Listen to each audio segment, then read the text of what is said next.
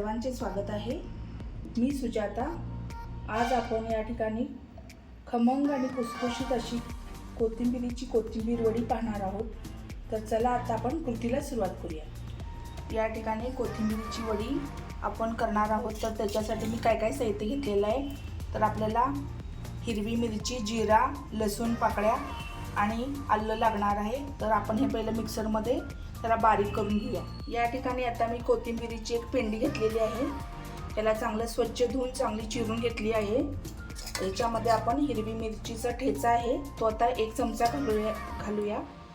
तुम्हाला कसं तिखट हवं आहे तशा पद्धतीने तुम्ही घालू शकता। चिमूटभर हळद, थोडासा हिंग घालायचा चिमूटभर, त्यानंतर लाल मिरची पावडर घालायची थोडी आणि अर्धा चमचा चाट मसाला घालायचा। त्याने चव अतिशय उत्तम होते। ह्याच्यामध्ये 1 ते 1.5 चमचा आपण तांदळाचं पीठ घालणार आहोत आणि या कोथिंबीरमध्ये बसेल तेवढं आपण 1 वाटी आपण बेसन पीठ घालायचं। चांगलं चाळून घ्यायचं।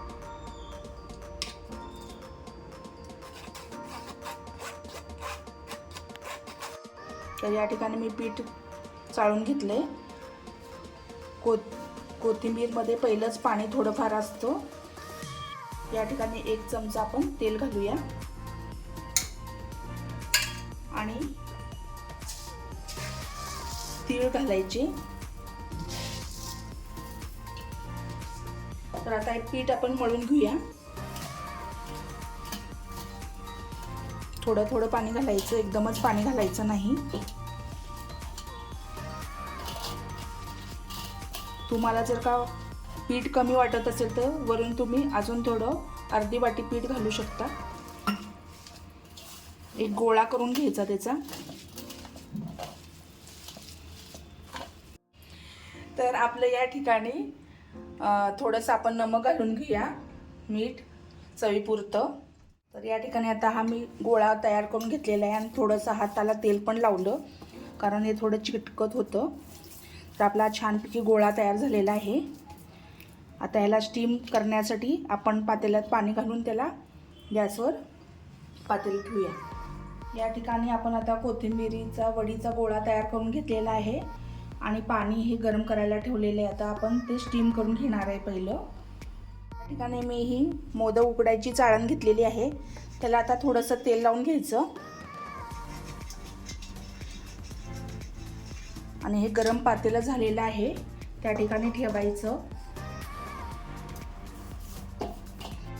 तर या ठिकाणी आता हे 2 गोळे आपण ह्याचे करूया, असे छानपैकी करूया आणि ह्याला स्टीम देऊया। वरून थोडेसे तीळ घालूया आणि ह्याच्यावर आता प्लेट झाकायची आहे आणि 20 ते 25 मिनिटं चांगलं शिजवून घ्यायचं आहे त्याला। या ठिकाणी आपण स्टीम करण्यासाठी ठेवलं होतं कोथिंबीरीच्या वड्याचं। तर या ठिकाणी बघा हे शिजलंय की नाही हे जाणून घेण्यासाठी याच्यामध्ये आपण चाकू घालून बघूया।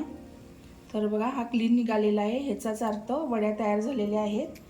आता हे पूर्ण थंड होऊन द्यायचं आणि नंतर याच्या वड्या पाडून आपण त्या तळून घेणार आहोत। तर या ठिकाणी आपण हे शिजवून घेतलेलं होतं ते आता नॉर्मल टेम्परेचरला आलेलं आहे। तर त्याच्या आता आपण वड्या पाडून घेऊया। त्याच्या आधी आपण सुरीला थोडंसं तेल लावायचं। तर चला आता आपण वड्या पाडून घेऊया।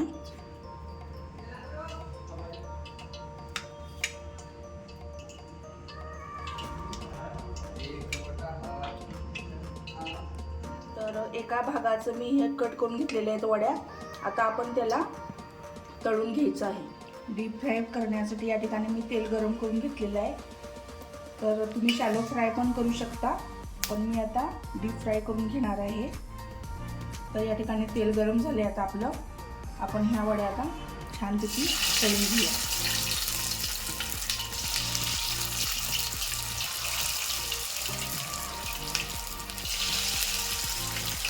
कढईत आपल्या केवढ्या बसतात तेवढंच तुम्ही तळून घ्यायचं आहे। या ठिकाणी बघा दोन्ही बाजूने आपण त्याला फ्राय करून घेतलेलं आहे। आता आपण सर्विंग बाउलमध्ये काढून घेऊ। या ठिकाणी कोथिंबीर वडी आपली तयार करून झालेली आहे। पावसाळा सुरू झालेला आहे आणि हवेमध्ये नक्कीच गारवा जाणवत आहे सर्वांना। आणि कोथिंबीर वडी जर का तुम्ही करून पाहिली आणि ती चहाबरोबर किंवा तुमच्या आवडणाऱ्या टोमॅटो केचपवर तुम्ही खाल्ला तर मनसोक्त पावसाचा आणि वडीचा तुम्ही आनंद घेऊ शकता।